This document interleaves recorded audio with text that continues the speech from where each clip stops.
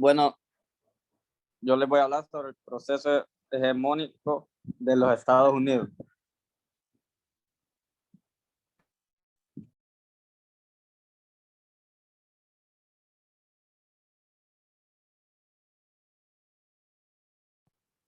Primeramente, la diplomacia del dólar es un modelo de política exterior de Estados Unidos, particularmente manifestada durante la presidencia de William Taft, en la cual se buscaba el dominio estadounidense sobre varios países estratégicos para esta nación, principalmente aquellos localizados en América Latina y Asia Central. A través del uso de su poder económico superior como garantía de construcción y mantenimiento a lo largo plazo de créditos e inversiones en dichos países.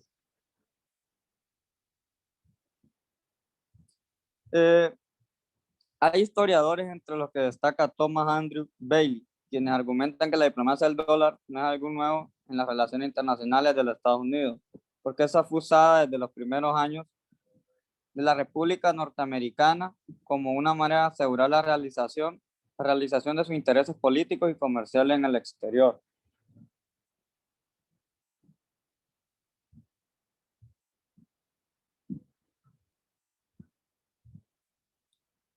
Sobre la política Clan Garrote, es el nombre con que se conoce a una tendencia en las relaciones diplomáticas estadounidenses de principios del siglo XX.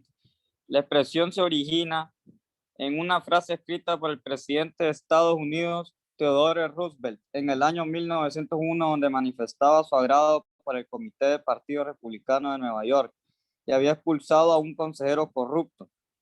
La frase tomada de un proverbio de África Occidental era: habla suavemente y lleva un gran garrote, así llegarás lejos.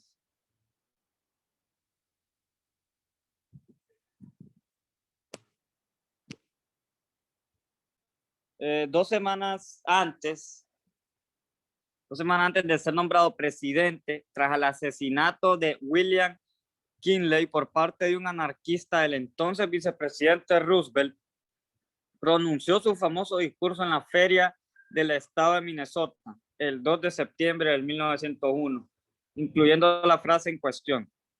Roosevelt ya había empleado este proverbio en una carta dirigida a Henry Sprague en enero del año de 1900. El famoso clan garrote de Roosevelt terminó por determinar numerosas actuaciones políticas, al igual que sirvió para identificar la doctrina internacional que aplicó como presidente.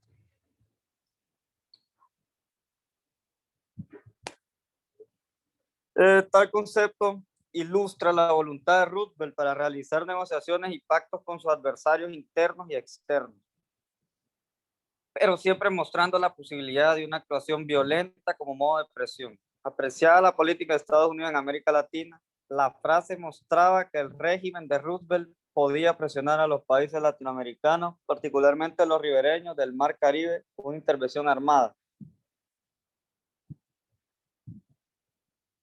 Sobre la doctrina Monroe sintetizada en la frase América para los americanos. Fue elaborada en 1823 en Estados Unidos por John Quincy Adams, atribuida al presidente James Monroe, establecida por cualquier intervención de los europeos en América sería vista como un acto de agresión que requeriría la intervención de los Estados Unidos de América. La doctrina fue presentada por el presidente Monroe durante su sexto discurso del Congreso sobre el Estado de la Unión, recibida inicialmente con dudas y luego con entusiasmo. Constituyó un momento decisivo en la política exterior por sus autores, en especial John Quincy Adams, como una proclamación por parte de los Estados Unidos de su oposición al colonialismo en respuesta a la amenaza que suponía la restauración monárquica en Europa y la Santa Alianza tras la guerra napoleónica. Bueno, la doctrina reafirma la posición de Estados Unidos contra el colonialismo europeo, inspirándose en la política aislacionista de George Washington, según la cual Europa tenía un conjunto de intereses elementales en relación con los nuestros, o si no muy remontable. Y desarrollaba el pensamiento de Thomas Jefferson, según cual el América tenía un hemisferio para sí misma, que tanto puede significar el continente americano como su propio país.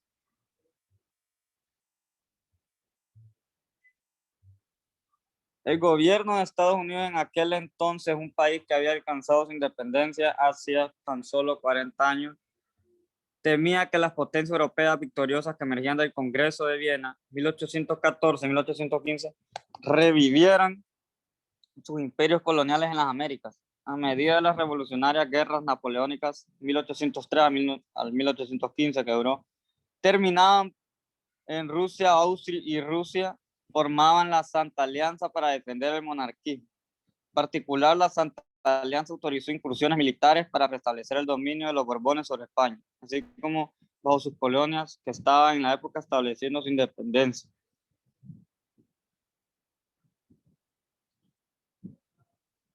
También cabe destacar que en la doctrina Monroe, en otras palabras, consistía en considerar cualquier intervención europea en los destinos de los países americanos como un agravio directo a los Estados Unidos que ameritaría una respuesta inmediata y contundente. Sobre la política buen vecino, fue una iniciativa política creada y presentada por la administración del gobierno estadounidense presidido por Franklin Roosevelt en el marco de la Conferencia Panamericana en diciembre de 1933, en lo referente en sus relaciones con América Latina durante los años 1933 al 1945, con intervención de Estados Unidos en los asuntos internos de los países latinoamericanos fueron moderándose. Estados Unidos había invadido abiertamente varios países de la región en los primeros años del siglo XX, como Cuba, México, Haití, Panamá, República Dominicana o Nicaragua.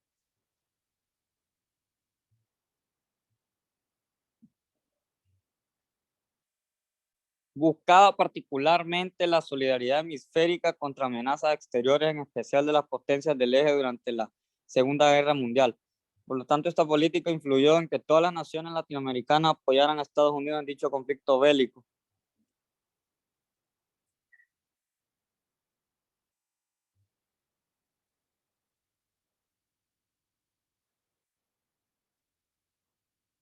Bueno, en el panamericanismo,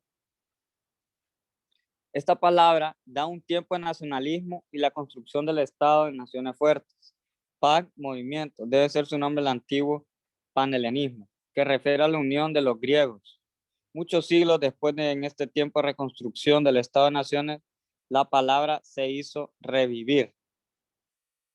PAN, movimientos, siente una unidad y una unicidad y quizás superioridad en comparación con otros. Panamericanismo entonces muestra el sentimiento de unidad y unicidad del hemisferio occidental, las Américas. Esta unidad puede expresarse como movimiento hacia una cooperación social, militar, económica y política.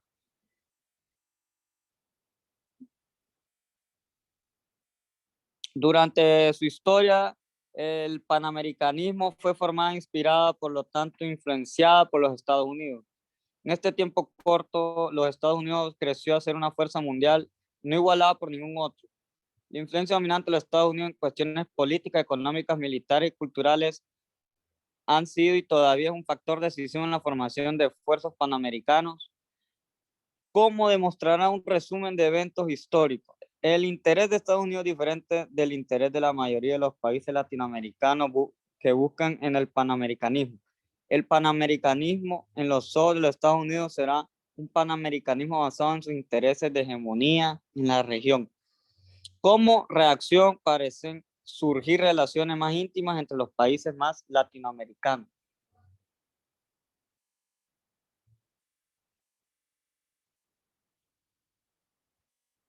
Continuar.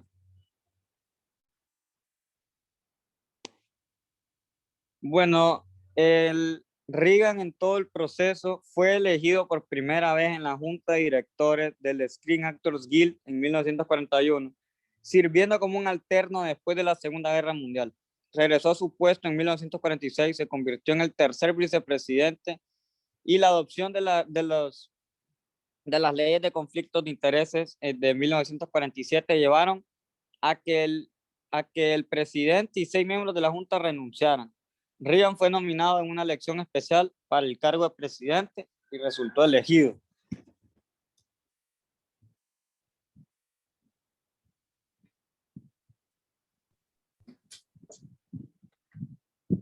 Gracias.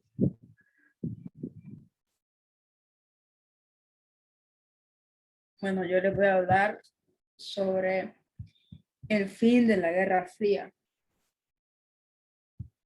¿Qué es el fin de la Guerra Fría? Bueno, pero primero, ¿qué fue la Guerra Fría? Pues esto surgió después de la Segunda Guerra Mundial y terminó con la caída del muro en 1989 y la desaparición de la Unión Soviética en 1991.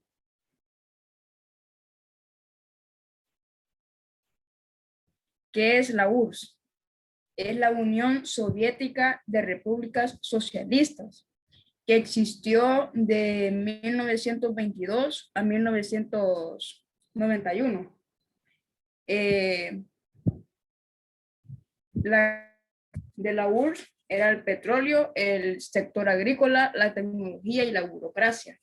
Lo que era el sector agrícola y el petróleo estaban estancados.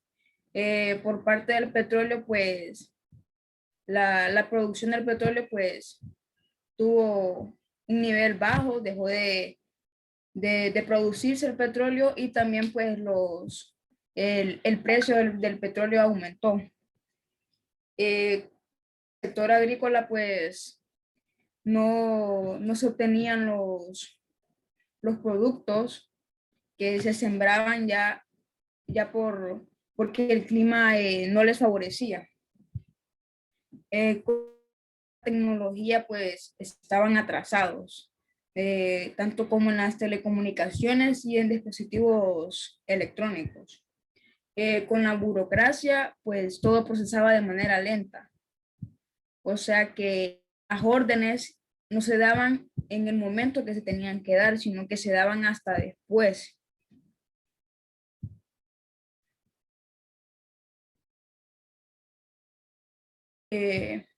Pero hubo un personaje que se convirtió en el protagonista del cambio político, económico y social, que vino a ser jefe de la Unión Soviética, y él fue Mikhail Gorbachev.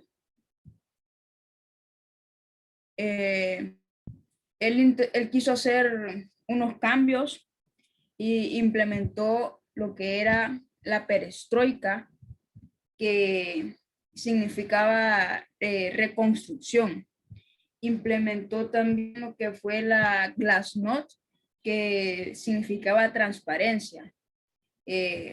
O sea, transparencia en los sectores de información, o sea, en los noticieros o en que dieran la información verdadera, no que dijeran otra cosa que no era. Implementó unas reformas, que una de ellas fue ley de empresas del Estado. Esto pues le daba la libertad e independencia a las empresas que pertenecían al Estado.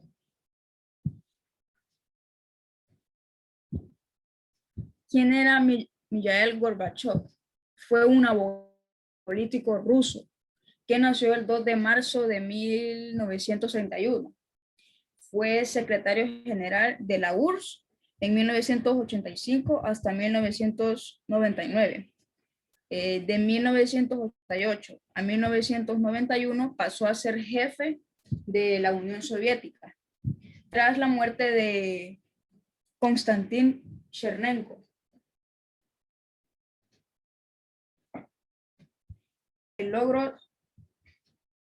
Logros de Gorbachev. Dejó caer el muro de Berlín. Esto fue porque Ronald Reagan fue el que insistió al líder soviético, a Gorbachev, a que derrumbara este muro, adoptó la doctrina Sinastra, que era el Pacto de Varsovia, donde ellos estaban hartos del socialismo. Esta doctrina la usaban como en la Unión Soviética lo utilizaban como para describir su política. Retiró las tropas soviéticas de Afganistán. Estas tropas iniciaron una guerra dentro de la nación soviética, que se debe de suponer que pues estas eran apoyadas por Estados Unidos, ya que pues la Unión Soviética y Estados Unidos pues estaban entre una pelea. Frenó la carrera de armamentos nucleares. O sea, Ronald Reagan y el Gorbachev firmaron un tratado en el que prohibían los armamentos nucleares, o sea, misiles soviéticos y americanos.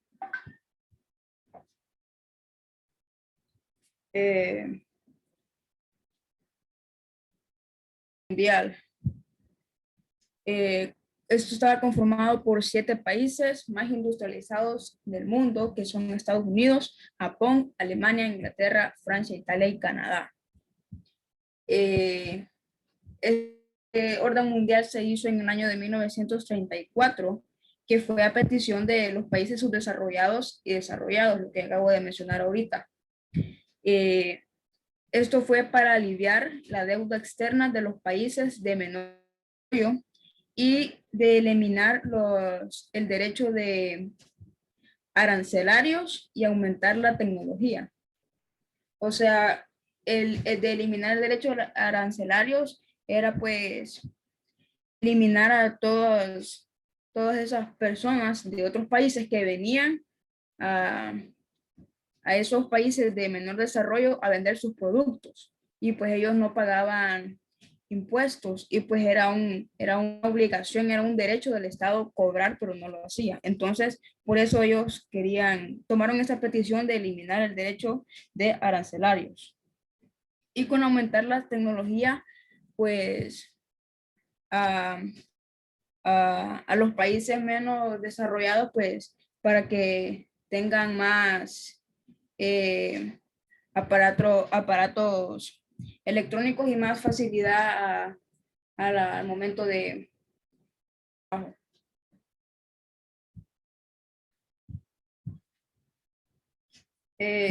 Las instituciones, Mercosur, Mercado Común del Sur, que nació del Tratado de Asunción el 26 de marzo de 1991. Esto estaba conformado por Argentina, Brasil, Paraguay, Uruguay. El objetivo principal de Mercosur era proporcionar espacios comunes para comercios. El Tratado de Asunción pues era firmar para un mercado común entre ellos, o sea, entre Argentina, Brasil, Paraguay y Uruguay. ALCA, Área de Libre Comercio de las Américas, inició el año de 1994 con participación de 34 países, que uno de ellos fue Bahamas, Guatemala, Perú, Paraguay, Venezuela, El Salvador, México, Jamaica, y entre otros. Esto era libertad de intercambio de bienes sin restricciones para promover un mejor desarrollo del comercio. ALBA, Alianza Bolivariana, que nació en 2004 por los países de América Latina y el Caribe contra la lucha de la pobreza. Pues esto pues quería hacer lucha contra la pobreza y exclusión social, ya que todos los países de América Latina y el Caribe tengan una integración.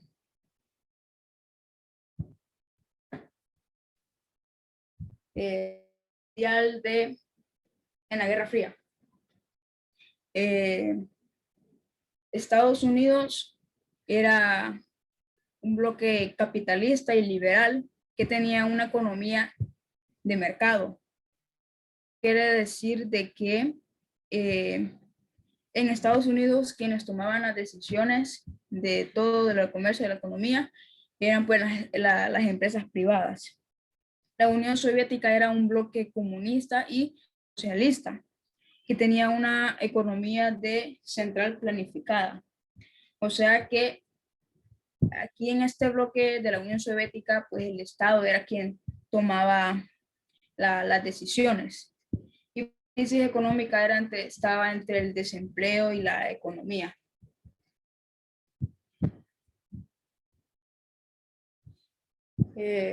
Préstamos después de la Guerra Fría. Estados Unidos préstamo como ayudas económicas por medio del Plan Marshall. El Plan Marshall duró 4 años activo y el objetivo de Estados Unidos fue reconstruir las áreas destruidas en la Segunda Guerra Mundial. Y pues prestaban dinero y eran entre 13 millones. Crisis subprime que surgió también en los Estados Unidos. Esta era una modalidad crediticia que se caracteriza por tener un nivel de riesgo, ya que los préstamos de las hipotecarias eran de alto riesgo, porque eran muy elevados los precios y también eran muy exigentes de que las personas tenían que pagar.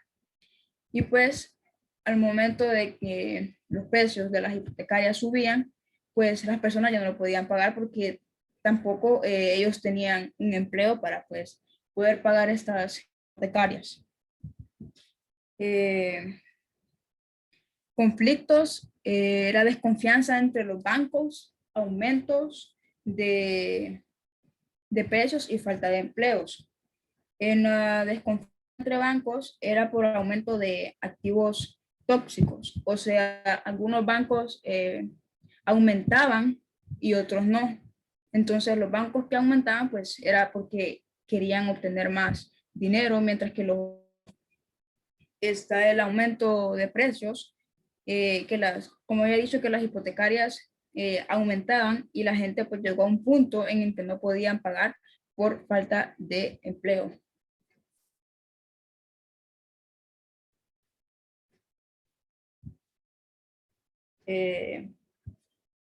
Causas que le ponen fin a la Guerra Fría. La economía. La URSS invirtió demasiado en gastos militares y pues dejó a un lado lo que fueron los consumos de bienes.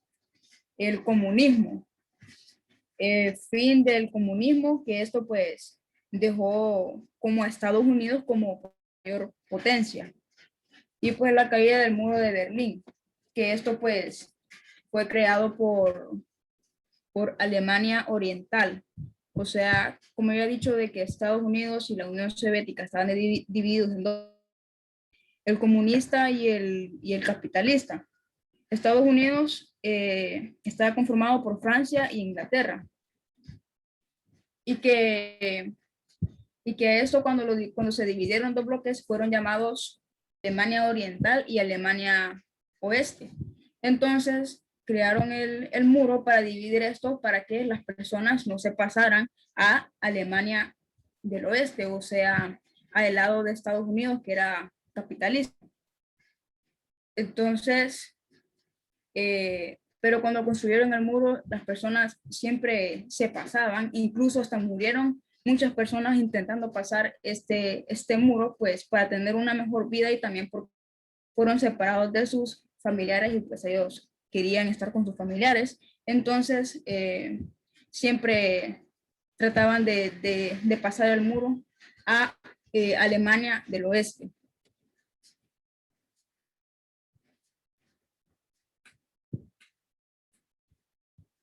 El nuevo orden mundial, plan diseñado con el fin de instaurar un gobierno único. Esto fue creado el 8 de mayo de 1945, que terminó la Guerra Mundial. Fue usado como para referirse a un nuevo periodo histórico y cambios drásticos en la política y en el equilibrio de poderes.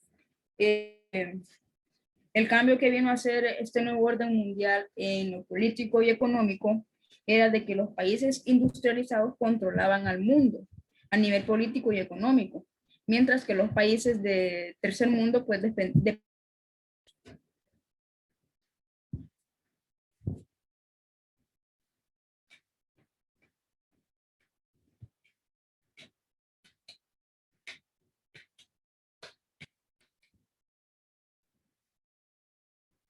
Primavera árabe. Fueron protestas árabes del 2010 al 2012. El motivo de la gran situación económica y ausencias de políticas libertades.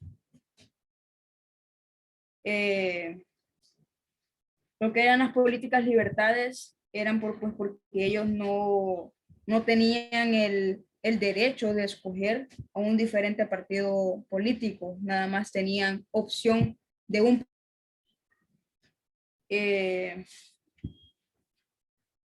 Las protestas iniciaron por un hombre que vendía verduras llamado Mohamed Bouazizi, que él solo, él mismo dio fuego como señal de protestas en Túnez.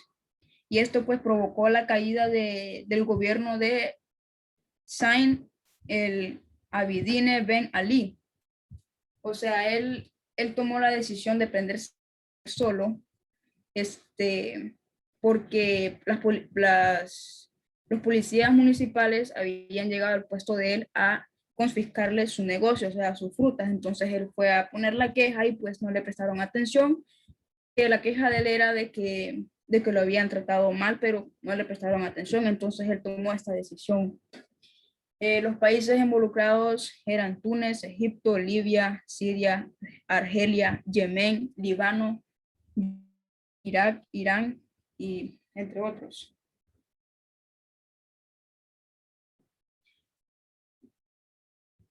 Dale para atrás. En algunos países cortaron el acceso a Internet para que no se formaran organizaciones de protestas por las redes. En otros hubieron caídas de gobiernos y más protestas.